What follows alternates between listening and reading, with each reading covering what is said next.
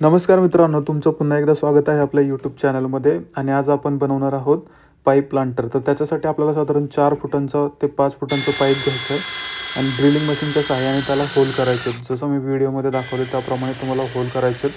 आणि होल करताना काळजी घ्यायची की काही दुखापत होणार नाही.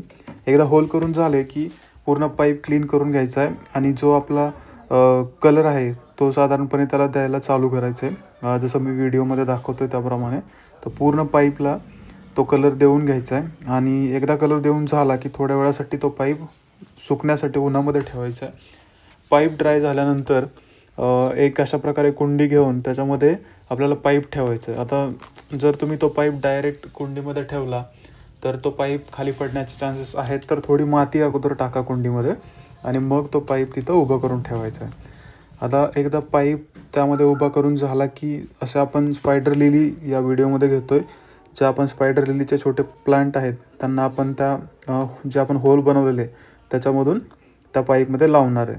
तर साधारण असं थोडीशी माती पण आपल्याला लागणार आहे. तर ती माती त्या पाईपमध्ये भरायची आहे आणि जशी लेवल वाढत जाईल तसं त्या रिस्पेक्टिव्ह होलमध्ये स्पायडर लिलीचं प्लांट लावत जायचं आहे. तर ही प्रोसेस कंटिन्यू केल्यानंतर जसं मी व्हिडिओमध्ये तुम्ही बघू शकता की आपल्याला प्रत्येक प्लांट असं त्या होलमध्ये व्यवस्थित लावायचं आहे, जेणेकरून ते एकदम प्रॉपरली मातीमध्ये फिक्स होऊन जाईल. तर असं एक एक प्लांट आपल्याला तिकडं लावत जायचं आहे.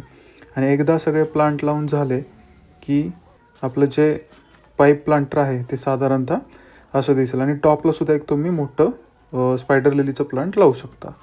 तर ओके, हे अशा पद्धतीने आपल्याला ते दिसेल. मग त्याला व्यवस्थित पाणी वगैरे द्यायचं आणि मग एकदा पाणी देऊन झालं की तुम्ही त्याला आपल्या गार्डनमध्ये एका परफेक्ट ठिकाणी ठेवू शकता. तर हे पूर्ण पाईप प्लांटर झाल्यानंतर ते साधारण अशा पद्धतीने थँक्यू.